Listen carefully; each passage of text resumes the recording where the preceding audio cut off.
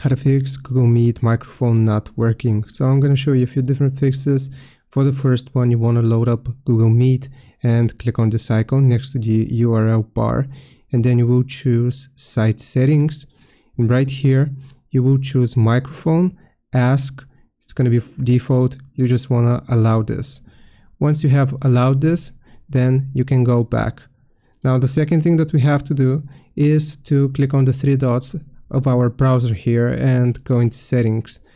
We are then going to search for site, and right here you will see, or you can search for permissions. So just search for permissions and you will see site settings. Click on site settings, then right here you want to find microphone. Click on microphone and make sure this is the correct microphone which you use. So you might have other microphone inputs which don't make any sound or can't record sound. So you just want to use your default system default microphone, or the one which you recognize.